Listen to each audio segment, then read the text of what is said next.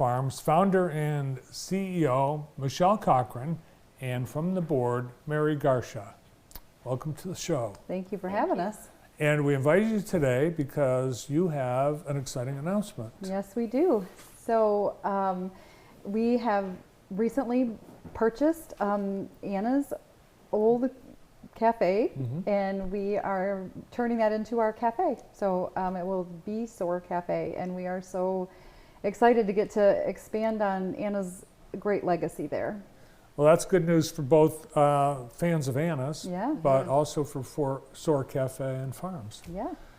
And Mary, you've been a supporter of this organization from the very beginning, and I think part of the communication of what you do has been difficult because as a cafe, you really haven't been a cafe. No, not until now.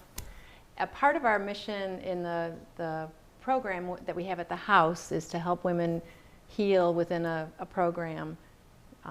And then the second part of the mission has been to create a social enterprise piece, meaning we want to employ women, provide them with job skills, job training, employment opportunities. And so that's where Michelle's concept of the SOAR Cafe comes in.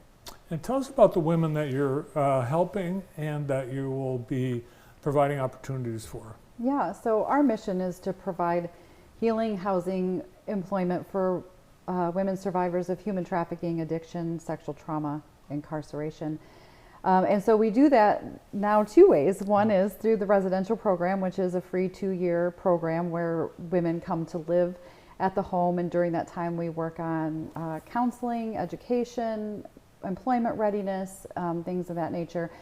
The cafe now will serve women who either are part of the residential program as an extension of that, job readiness, et cetera, employment, or women who are not, for one reason or another, able to be in the residential program. This is another way we can employ them and mentor them at the same time. So it will be a mentoring cafe. And so the ladies that come to work there are ladies that we're mentoring as well as giving employment to.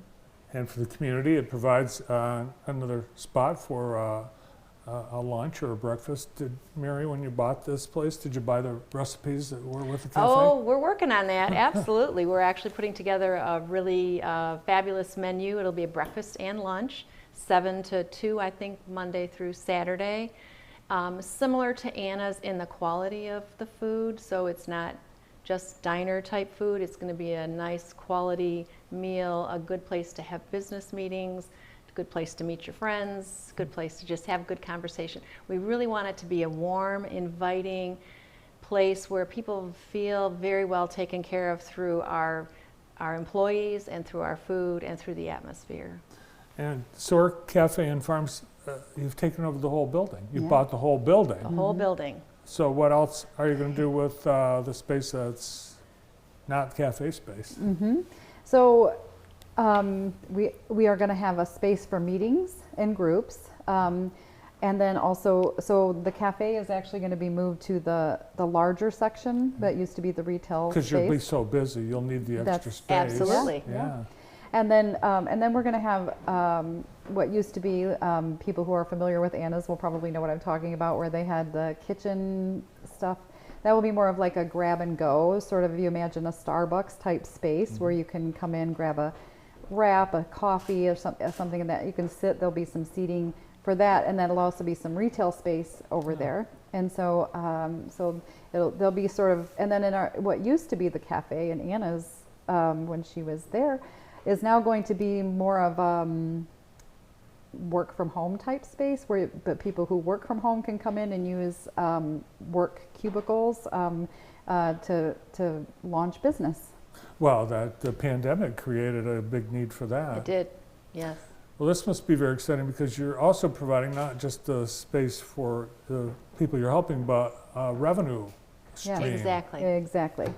So the intention of a social enterprise piece is to create a nonprofit business like the cafe that helps then to support the program overall. Because as much as Jackson is such a generous community in their support of our organization, fundraising is the biggest challenge of anyone of 501c3.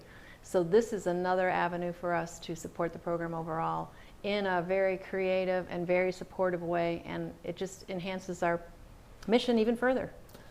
Well, Michelle, this must exceed your dreams when you started this organization, to be able to have this place, which really is tailor-made for what you want to do. Yeah, there's no words really. It's just beyond anything I could have hoped for, and it's just such a thrill to get to serve more women in this way. And it's a dream come true for sure, a miracle. And unfortunately, there are a lot of victims, and right here in Jackson. Yes. Did you find people were saying, "Oh, this is a Jackson. We don't have that here."